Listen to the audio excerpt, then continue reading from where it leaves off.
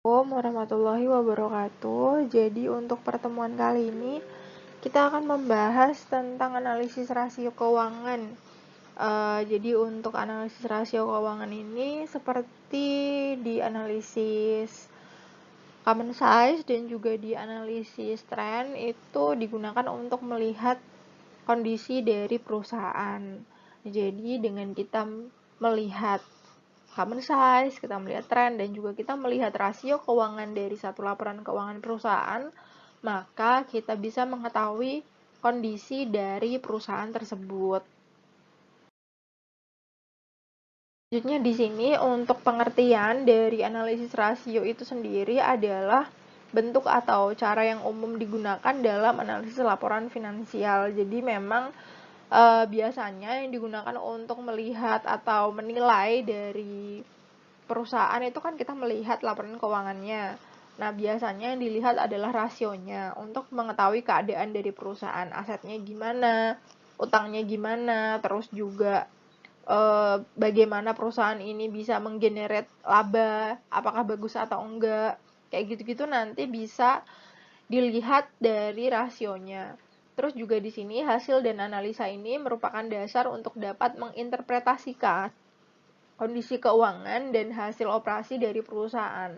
Jadi dengan analisis rasio keuangan ini nanti, maka kita bisa mengetahui atau menginterpretasikan dan menjelaskan keadaan keuangan terutama dari satu perusahaan.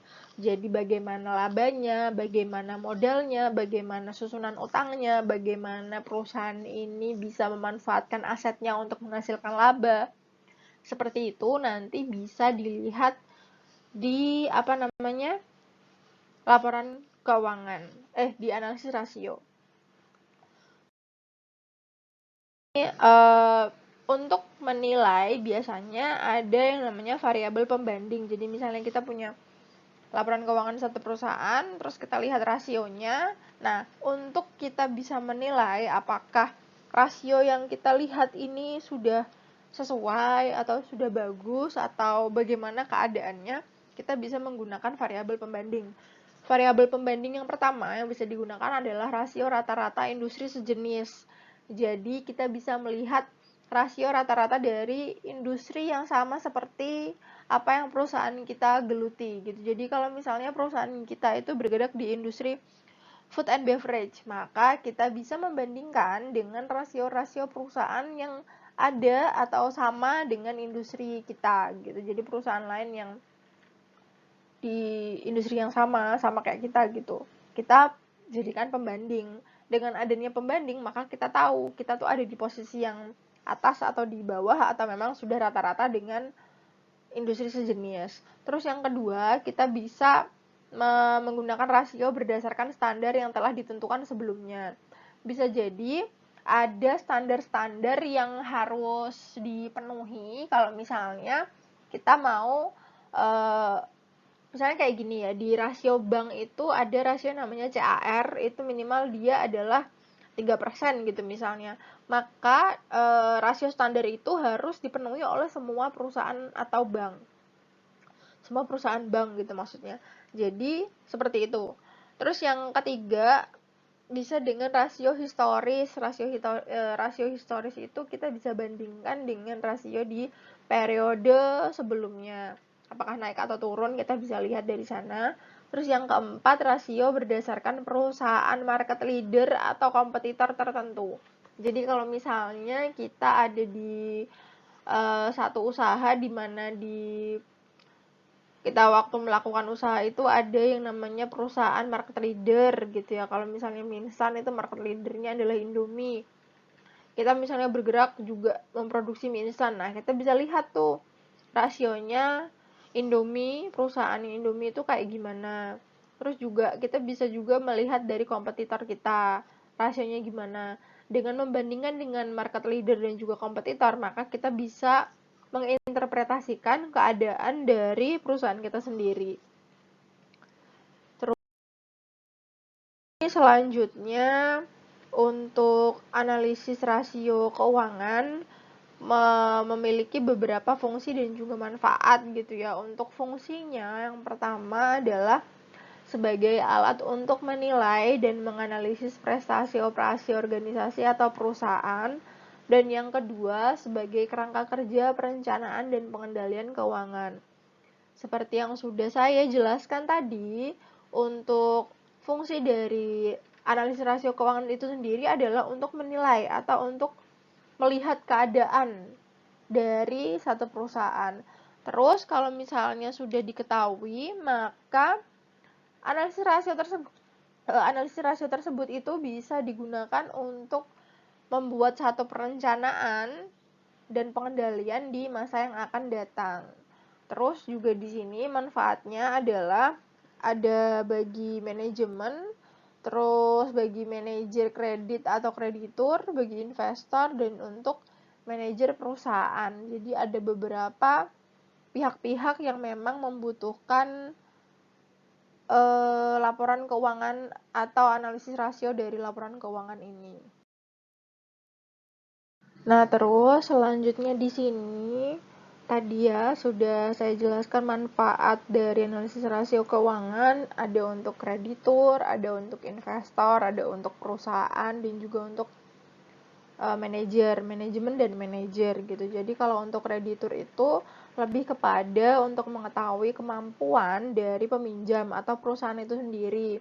Apakah nanti perusahaan yang akan dipinjami uang ini nanti mampu untuk membayar bunganya dan juga mampu untuk membayar pokok pinjaman baik untuk saat ini ataupun di masa yang akan datang sesuai dengan periode pinjamannya gitu. Jadi misalnya ada perusahaan mau mengajukan pinjaman ke bank, terus cicilannya selama 10 tahun gitu ya, nominalnya lumayan besar, misalnya katakan 200 juta, maka pihak bank sebagai kreditur itu harus dan wajib tahu untuk keadaan dari perusahaan itu. Nah, gimana caranya untuk bank ini bisa tahu? Dilihat dari laporan keuangannya. Nah, laporan keuangan ini nanti akan dicari rasio-rasionya supaya perusahaan ini bisa bank ini bisa tahu apakah si perusahaan yang akan dipinjami ini nanti layak untuk dipinjamin uang atau enggak. Terus yang kedua bagi investor, jadi di sini untuk bagi investor itu untuk mengestimasi sebaik mungkin laba perusahaan yang akan datang, terus juga untuk menilai harga saham yang akan dibeli atau dijual. Jadi sebagai investor itu kan orang yang akan melakukan investasi di perusahaan ya. Oleh karena itu, maka investor juga wajib tahu keadaan dari perusahaan yang sebenarnya. Salah satu caranya bisa dengan analisis rasio. Jadi analisis rasio nanti bisa dilihat bagaimana cara perusahaan untuk menghasilkan laba seperti apa, bagaimana cara perusahaan itu untuk memanfaatkan aktivanya seperti apa. Terus kalau misalnya di saham juga bisa dilihat dari laporan keuangan dan kita lihat analisis rasio, dan dari situ nanti kita bisa tahu apakah kalau misalnya kita belum beli sahamnya nih, apakah perusahaan ini tuh bisa nggak sih kita beli sahamnya atau enggak, bagus nggak sih, bisa tahan lama nggak sih perusahaannya. Nah, itu bisa dilihat semuanya dari laporan keuangan. Makanya bagi orang-orang yang berada di bidang keuangan perusahaan, apalagi sebagai investor atau manajer keuangan, maka wajib untuk memahami laporan keuangan, baik itu bagaimana untuk membaca, bagaimana untuk menganalisis juga gitu. Terus selanjutnya manfaat untuk analisis rasio keuangan ya, ada bagi manajemen perusahaan dan juga manajer. Jadi untuk manajemen perusahaan dan manajer itu seberapa baik sih kinerja perusahaan dan mengetahui bidang-bidang apa yang memberikan kontribusi yang berhasil dan juga tidak. Jadi dari laporan keuangan itu nanti akan kelihatan, di rasio juga akan kelihatan. Ini kinerjanya bagus atau enggak, perusahaannya sehat atau enggak. Terus juga apakah kekuatan dan kelemahan dari posisi keuangan perusahaan. Nanti dari analisis rasio itu juga kelihatan apakah modalnya lebih banyak, atau utangnya lebih banyak, atau labanya lebih banyak, atau asetnya lebih banyak. Terus juga dari analisis rasio itu nanti juga kita tahu perubahan apa yang harus diambil untuk memperbaiki kinerja pada masa yang akan datang. Nah, ini yang penting kenapa manajer perusahaan dan juga manajemen dari perusahaan itu harus mampu untuk menganalisis atau membaca dari analisis rasio ini, karena nanti gunanya untuk membuat satu perencanaan-perencanaan strategis yang bisa digunakan untuk masa yang akan datang demi kebaikan dari perusahaan.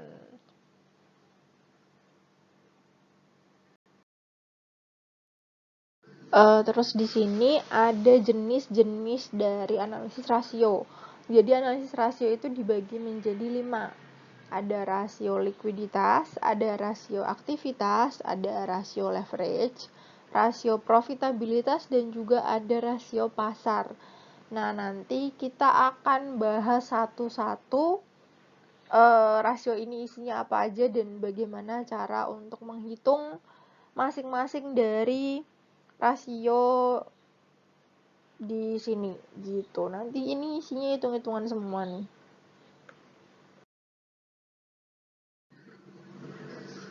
Yang pertama ada rasio likuiditas. Jadi rasio likuiditas itu adalah rasio yang menunjukkan kemampuan perusahaan untuk memenuhi kewajiban jangka pendek. Liquid itu diambil dari kata cair atau gampang gitu ya. Jadi liquid itu gampang. Gampang itu dalam arti kalau keuangan, likuiditas itu melihat apakah nanti kalau misalnya ada utang jangka pendek, perusahaan ini bisa bayar atau enggak. Nah, itu dilihat dari rasio likuiditas. Rasio likuiditas itu ada 2. Ada current ratio atau rasio lancar, dan juga ada quick ratio. Biasanya juga ada yang nambahin yang namanya cash ratio, cuman ini nggak saya tambah di sini. Jadi yang saya tulis di sini hanya ada 2, current ratio dan quick ratio.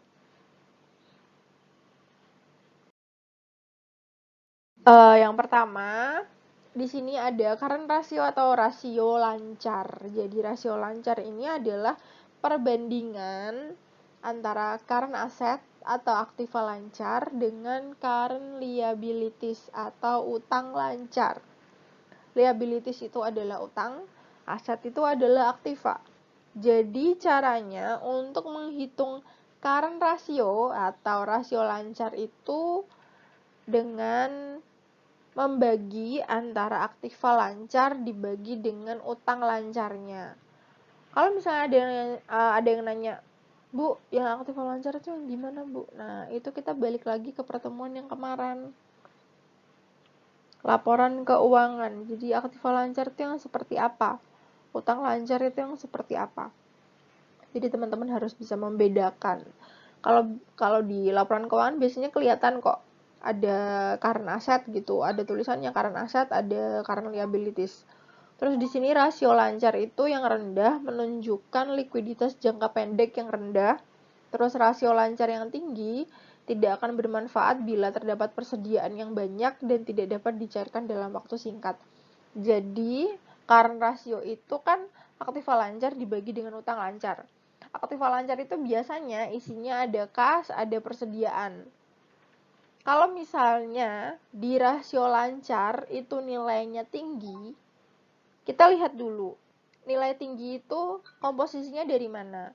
Dari kas atau dari persediaan.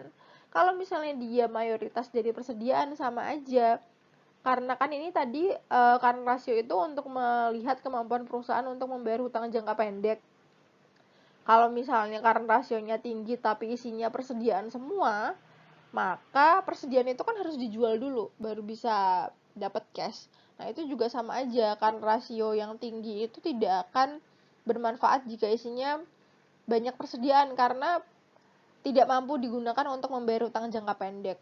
Kan rasio kalau misalnya karena rasionya tinggi tapi isinya banyak cashnya, berarti memang perusahaan ini mampu untuk membayar utang jangka pendeknya. Jangka pendek itu yang kurang dari setahun ya. Terus kalau misalnya rasio lancarnya itu dia rendah, jadi kecil atau sedikit, berarti bisa disimpulkan jika kemampuan perusahaan ini untuk membayar utang jangka pendeknya juga rendah karena rasionya rendah. Jadi kalau misalnya teman-teman dihadapkan dalam satu keadaan di mana teman-teman melihat ada current ratio ini misalnya dibandingkan dengan current ratio di perusahaan sejenis, ternyata karena rasio perusahaan ini tinggi nih. Teman-teman harus lihat lagi, tinggi itu komposisinya dari mana. Silahkan dicek di laporan keuangannya. Balik lagi kita lihat laporan keuangan. Di kas persediaan itu nilainya yang banyak di mana. Kalau misalnya nilai banyaknya ada di persediaan, maka tetap aja kemampuan perusahaan ini untuk membayar utang jangka pendeknya, dia harus ngejual persediaan dulu, baru dia dapat cash dan baru bisa membayar utang jangka pendeknya. Tapi kalau misalnya komposisinya itu banyak di kas, maka perusahaan ini punya kemampuan yang tinggi untuk membayar utang jangka pendek. Itu yang pertama, untuk current ratio. Nah, terus yang kedua itu quick ratio atau rasio cepat ya. Jadi di sini adalah perbandingan antara aktiva lancar di luar persediaan. Nah, ini karena tadi kalau di current ratio itu ada aktiva lancar ditambah persediaan, tapi ternyata persediaan itu kan harus dijual dulu baru bisa dapat uang. Nah, di quick ratio ini itu aktiva lancarnya sudah dikurangi dengan persediaan, dibagi dengan utang lancarnya. Jadi beberapa ahli menyebutkan aktiva lancar hanya terdiri dari kas dan surat berharga aja. Kalau misalnya untuk quick ratio berarti aktiva lancar dikurangi dengan persediaan terus dibagi dengan utang lancarnya. Jadi nilai rasio yang tinggi itu menunjukkan likuiditas yang tinggi. Kalau misalnya rasio ini nilainya rendah, maka kemampuan perusahaan untuk membayar utang jangka pendeknya itu juga rendah.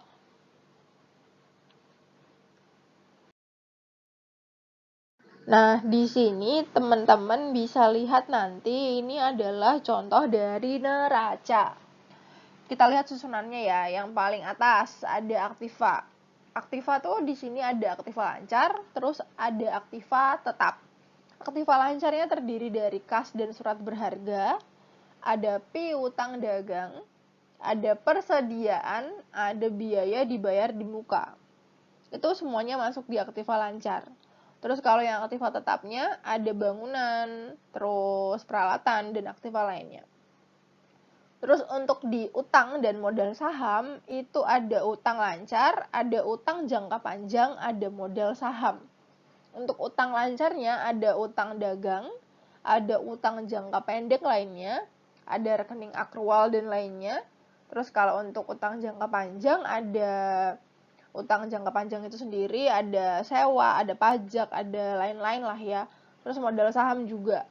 Nah, di sini biasanya memang di laporan keuangan itu sudah dijelaskan mana yang masuk kategori aktiva lancar, mana yang masuk kategori aktiva tetap gitu. Jadi teman-teman tinggal melihat dari laporan keuangan yang seperti ini.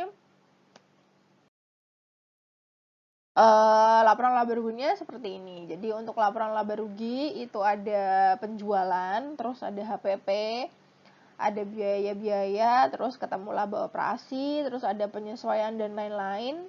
Terus ada laba sebelum pajak dan juga bunga. Ada bunganya, terus ketemu laba sebelum pajak, pajak pendapatan dan juga laba bersih. Ini untuk susunan laporan laba rugi. Jadi nanti kita acuannya contoh-contoh soalnya akan melihat contoh dari laporan keuangan ini ya. Nah, di sini yang pertama, rasio lancar dan juga quick ratio.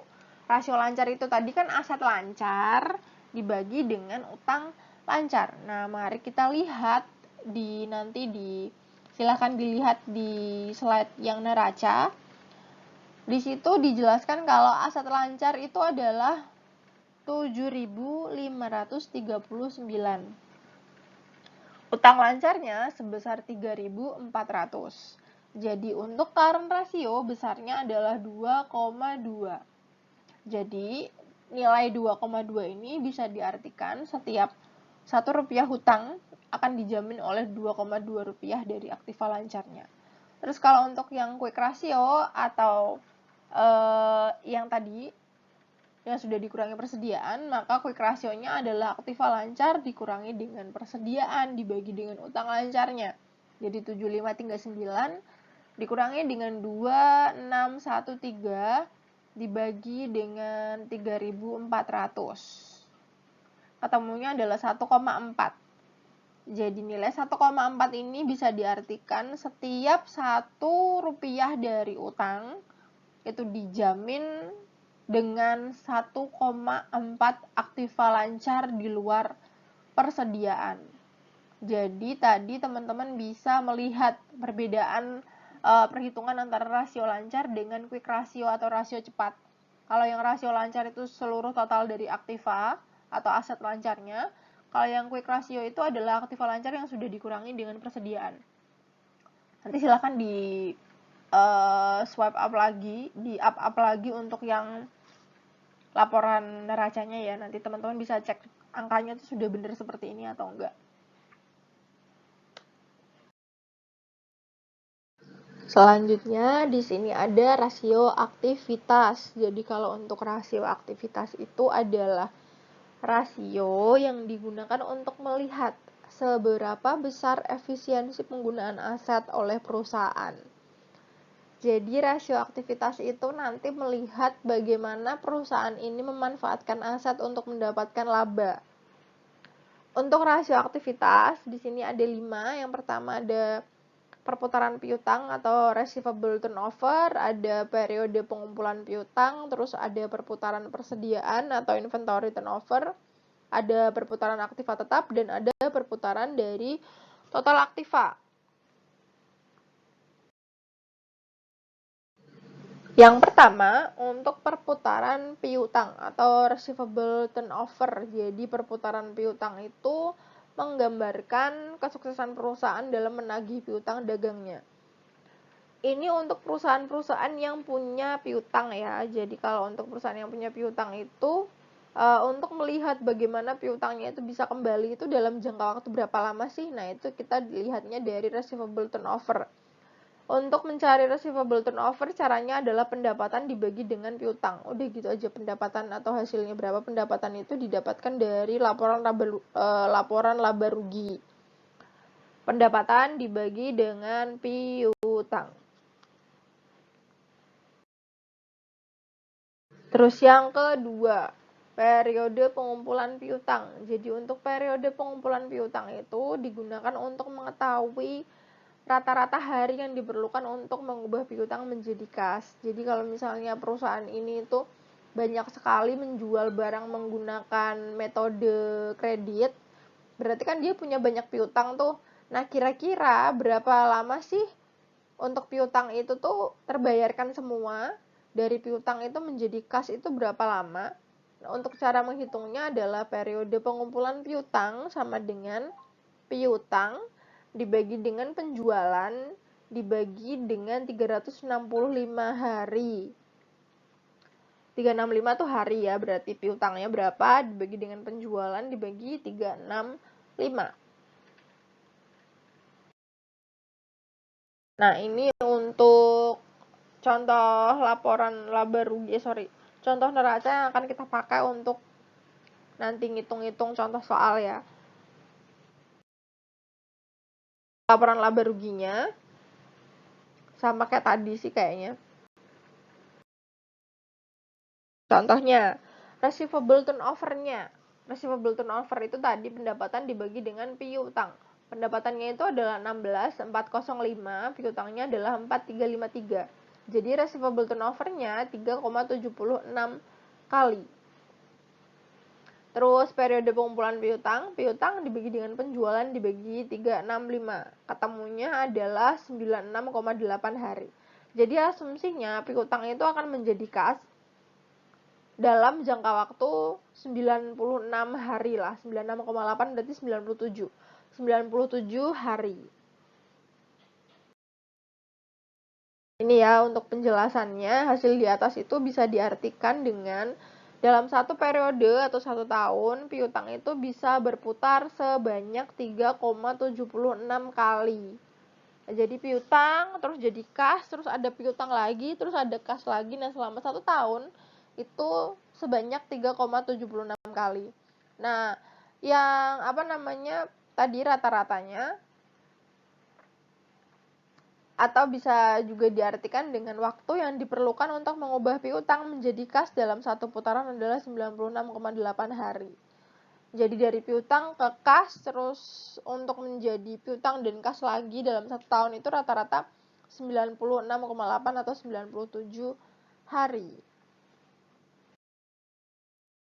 Yang ketiga, di sini ada perputaran persediaan atau inventory turnover ya. Jadi untuk inventory turnover itu sendiri adalah rasio yang menjelaskan tentang pembagian antara harga pokok penjualan atau HPP dengan penjualannya. Jadi untuk inventory turnover-nya itu adalah HPP dibagi dengan persediaan. Ini untuk laporan keuangan yang akan digunakan untuk soal nanti, contoh soalnya. Nah, di sini untuk inventory turnover-nya berdasarkan neraca dan juga laporan laba rugi di slide sebelumnya, untuk inventory turnover-nya adalah harga pokok penjualan dibagi dengan persediaan. 10.492 dibagi dengan 2623, hasilnya adalah 4 kali. Jadi, angka 4 kali ini artinya adalah dalam 1 tahun persediaan itu bisa berputar sebanyak 4 kali. Jadi misalnya perusahaan itu nyetok persediaan, maka persediaan akan habis dan ada persediaan baru, itu bisa 4 kali dalam 1 tahun. Di sini semakin besar angka perputaran, maka semakin efektif perusahaan dalam mengelola persediaannya. Jadi semakin tinggi nilai di sini, maka artinya adalah perputaran persediaannya tuh cepat gitu. Selanjutnya di sini ada perputaran aktiva tetap. Jadi perputaran aktiva tetap itu adalah rasio yang membandingkan antara penjualan dengan aktiva tetapnya. Di rasio ini itu menunjukkan bagaimana perusahaan menggunakan aktiva tetapnya. Apakah perusahaan ini efektif untuk menggunakan aktiva tetap atau tidak. Untuk mengetahui perputaran aktiva tetap, rumusnya adalah penjualan dibagi dengan aktiva tetap. Untuk teman-teman yang bingung, di laporan keuangan itu biasanya kalau tidak ada penjualan ya di laba rugi, maka tertulisnya adalah pendapatan. Pendapatan, penjualan, penghasilan itu sama aja, tapi bahasanya aja yang berbeda. Laporan keuangan tadi neraca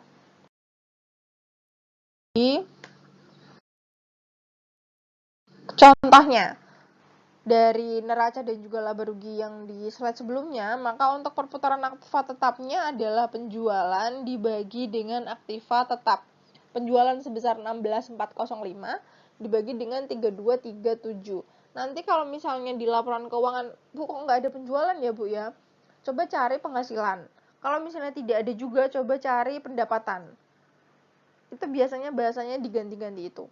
Nah, untuk neraca dan laba rugi yang tadi, untuk perputaran aktiva tetap itu sebesar 5,1 kali. Artinya adalah dengan jumlah aktiva tetap yang dimiliki oleh perusahaan sebesar 3237 ya, berarti perusahaan itu bisa menghasilkan penjualan dengan perputaran sebesar 5,1 kali dalam satu periode. Terus, di sini yang kelima ada perputaran total aktiva.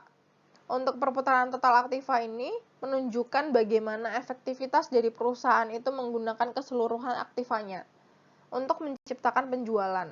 Jadi perputaran aktiva itu penjualan dibagi dengan total aktiva. Ini neraca, tadi sama sih ini.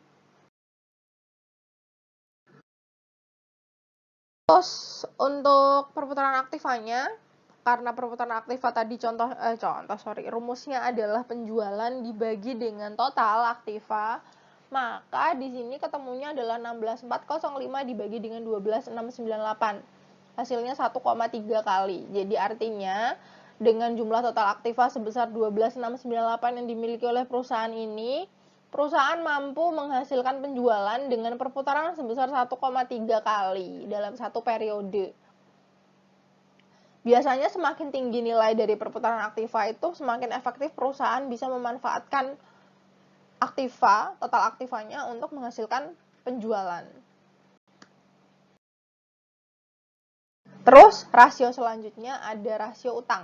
Rasio utang itu bisa disebut sebagai rasio utang, rasio solvabilitas, atau rasio leverage. Itu sama aja, ada yang nyebutnya leverage aja, ada yang nyebutnya solvabilitas aja, ada yang nyebutnya rasio utang.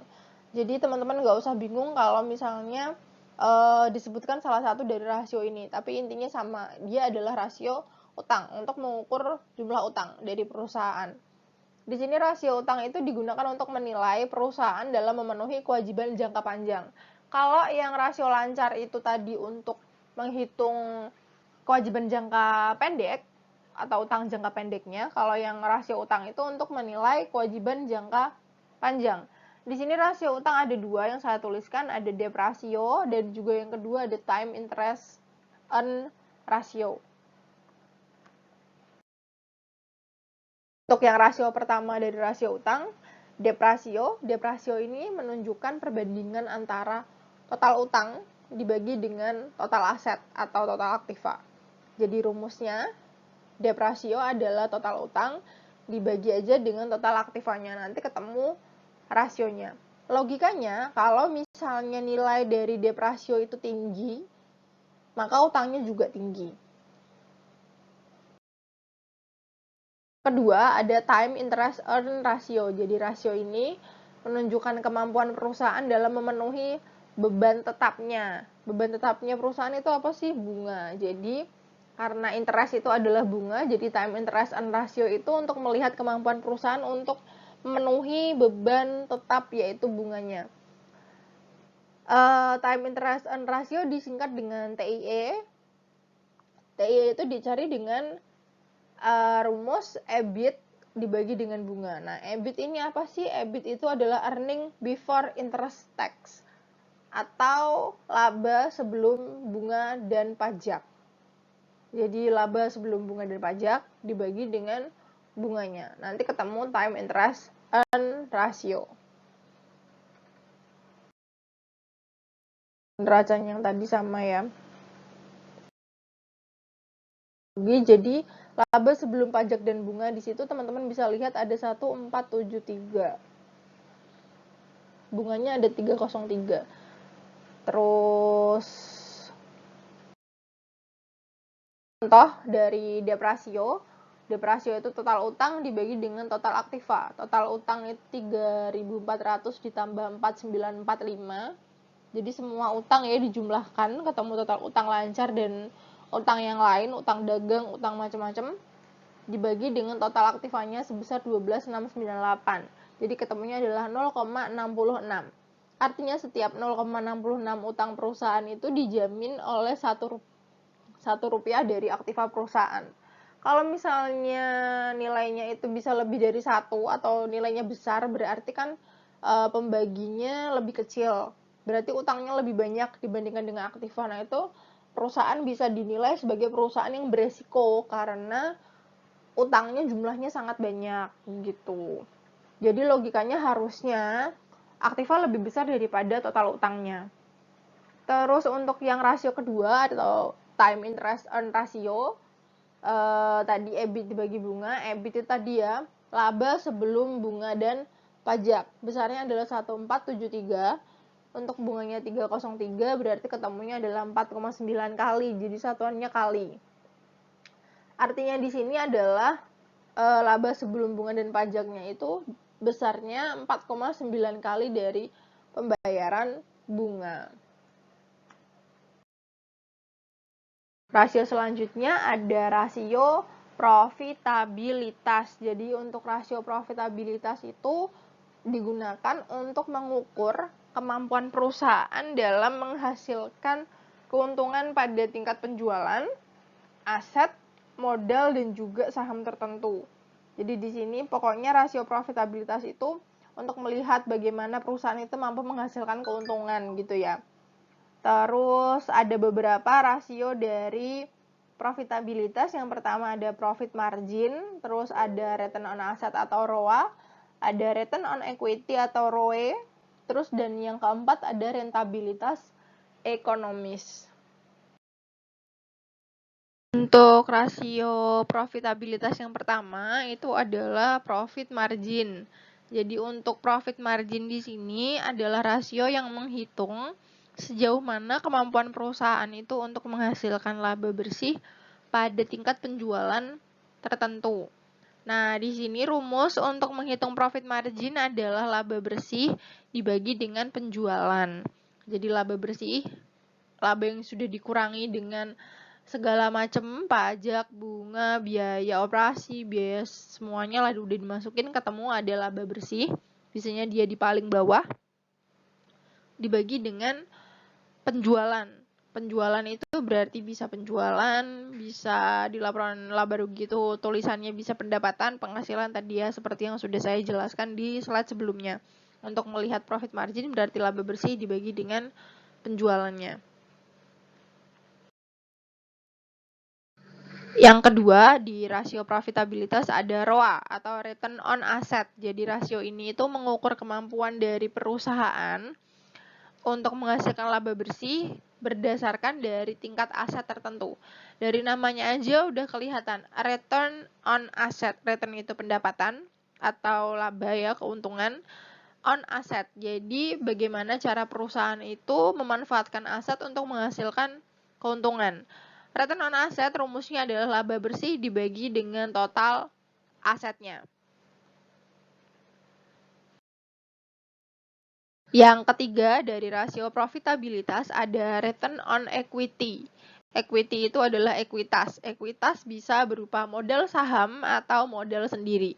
Jadi return on equity ini atau biasa disebut sebagai ROE. Rasio ini itu mengukur kemampuan perusahaan menghasilkan laba bersih berdasarkan dari tingkat modal tertentu. Jadi, kalau di ROA tadi adalah kemampuan perusahaan untuk menghasilkan laba bersih berdasarkan dari total asetnya, kalau di ROE adalah kemampuan perusahaan untuk menghasilkan laba bersih dari ekuitas yang dimiliki oleh perusahaan tersebut. Jadi rumus dari return on equity atau ROE adalah laba bersih dibagi dengan ekuitas. Tadi ekuitas terdiri dari modal saham atau modal sendiri. Yang keempat, dari rasio profitabilitas ada rentabilitas ekonomis. Jadi rentabilitas ekonomis ini adalah rasio yang membandingkan antara laba sebelum bunga dan pajak dengan total aktivanya. Laba sebelum bunga dan pajak itu adalah earning before interest tax. Jadi EBIT dibagi dengan total aktiva sama dengan rentabilitas ekonomis. Soal nanti kita pakai neraca yang ini, laporan laba rugi yang ini. Pertama, untuk menghitung profit margin berarti laba bersih dibagi dengan penjualan. Laba bersih 802, penjualan 16405, ketemunya adalah 4,9%. 0,049 itu kalau dipersenkan jadi 4,9%.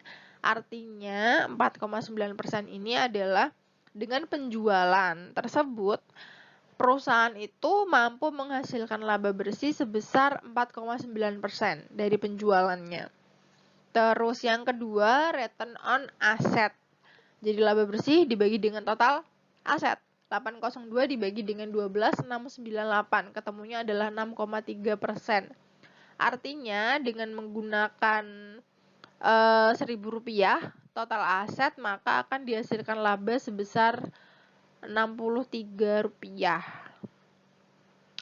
Atau dari total aset itu maka mampu menghasilkan laba sebesar 6,3% dari total asetnya.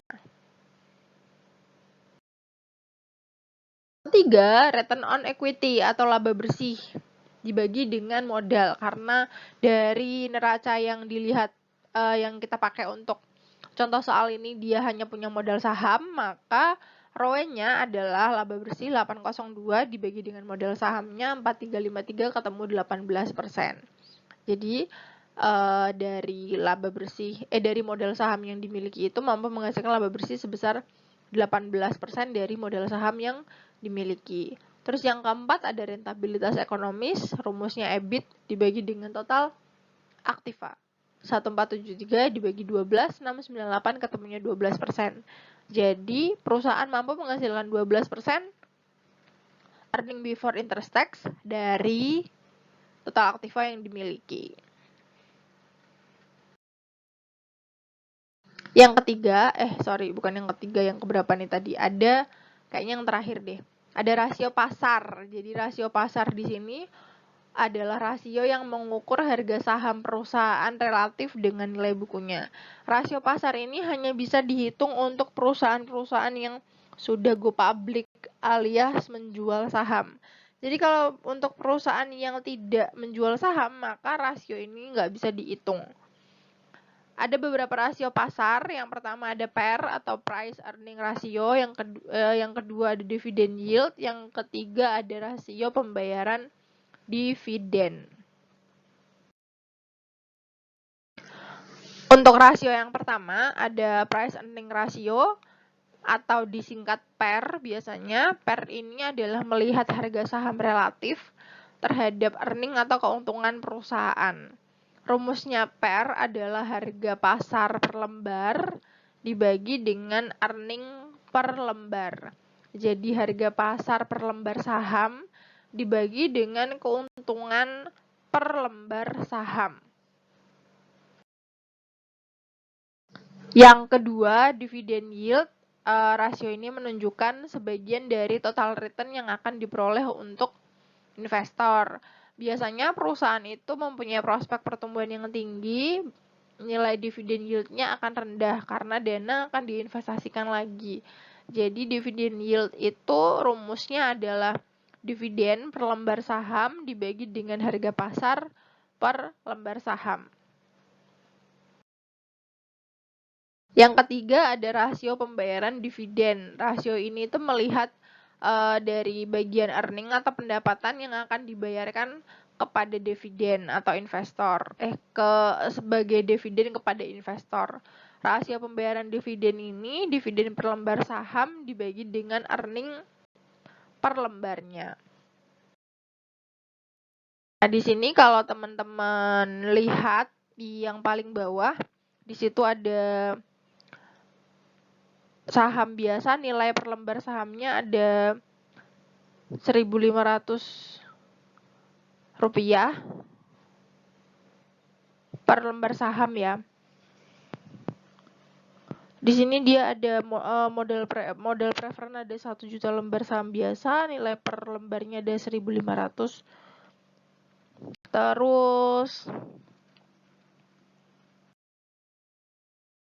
untuk laporan laba ruginya seperti ini. Nah, di sini contohnya, misalkan, berarti ini ada contoh sendiri ya, tidak sesuai dengan yang tadi. Harga pasar saham per lembarnya dia ada 100. Terus EPS-nya atau earning per share-nya ada 50%. Jadi, untuk menghitung dari harga PER atau PER-nya, Price Earning Ratio, berarti harga pasar per lembar 100 dibagi dengan earning per lembarnya 802. 802 itu didapatkan dari 50% dari EPS atau earning per share. Terus ketemunya adalah 12,46 kali. Untuk dividen yield-nya, dividen per lembar 401 dibagi dengan harga pasar per lembar, ketemunya adalah 4%.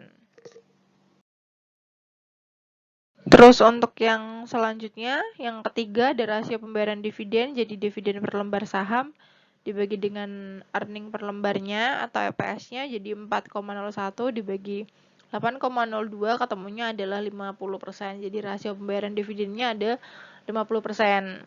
Nah, dari apa yang sudah saya jelaskan di atas itu adalah rasio-rasio yang biasa digunakan oleh perusahaan, investor, ataupun kreditur untuk melihat keadaan dari perusahaan. Silahkan bisa teman-teman cermati dulu, nanti apabila ada yang mau ditanyakan, silahkan diajukan pertanyaan.